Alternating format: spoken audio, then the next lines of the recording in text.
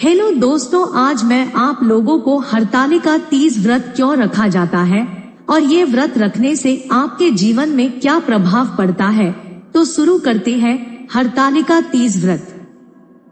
हर साल ये त्योहार भाद्रपद माह के शुक्ल पक्ष की तृतीया तिथि को मनाया जाता है।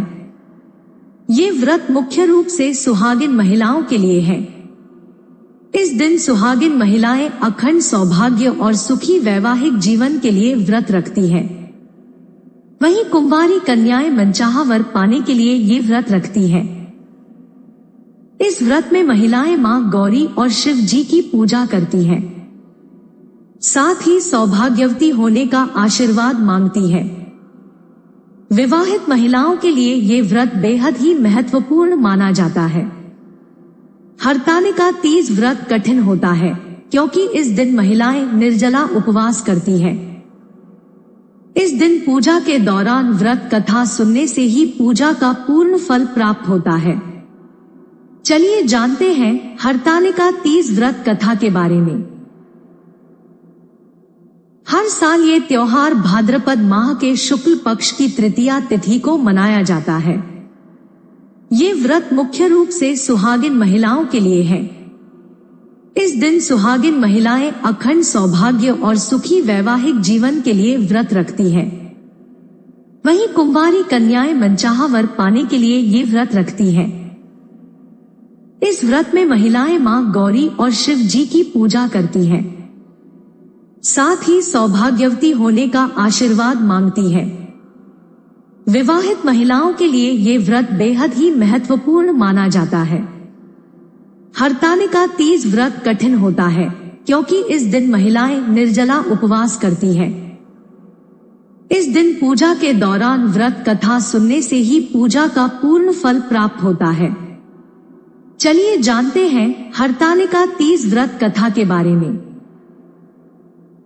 जंगल में अपनी सखियों की सलाह से पार्वती जी ने एक गुफा में भगवान शिव की आराधना की। भाद्रपद तृतीया शुक्ल के दिन हस्त नक्षत्र में पार्वती जी ने मिट्टी से शिवलिंग बनाकर विधिवत पूजा की और रात भर जागरण किया। पार्वती जी के तप से खुश होकर भगवान शिव ने माता पार्वती को पत्नी के रूप में स्वीकार कर लिया था। इस तरह सखियों द्वारा उनका हरण कर लेने की वजह से इस व्रत का नाम हरतालिका व्रत पड़ा। पौराणिक मान्यता के अनुसार पिता के यज्ञ में अपने पति शिव का अपमान देवी सती सहन नहीं कर पाई थी और उन्होंने खुद को यज्ञ की अग्नि में भस्म कर दिया। वहीं अगले जन्म में उन्होंने राजा हिमाचल के यहाँ जन्म लिया और इस जन्म में भी उन्होंने भगवान शंकर को ही पति के रूप में प्राप्त करने के लिए तपस्या की। देवी पार्वती ने शिव जी को अपना पति मान लिया था और वह सदैव भगवान शिव की तपस्या में लीन रहती थी। उनकी हालत देखकर राजा हिमाचल को चिंता सताने लगी और उन्होंने नारद जी से इस बारे में बात की। इसके बाद देवी पार्वती का विवाह भगवान विष्णु से कराने का निश्चय किया गया। लेकिन देवी पार्वती विष्णु जी से विवाह नहीं करना चाहती थी। उनके मन की बात जानकर उनकी सखियां उन्हें लेकर घने जंगल में चली गई। कहा जाता है कि भाद्रपद शुक्ल तृतीया तिथि के हस्त नक्षत्र में माता पार्वती ने रेत से शिवलिंग का निर्माण किया और भोलेनाथ की स्तुति में लीन होकर रात्रि जागरण किया। साथ ही उन्होंने अन्न का त्याग भी कर दिया। ये कठोर तपस्या 12 साल तक चली। पार्वती के इस कठोर तपस्या से प्रसन्न होकर महादेव ने उन्हें दर्शन दिए और इच्छा अनुसार उनको अपनी पत्नी के रूप में स्वीकार कर लिया।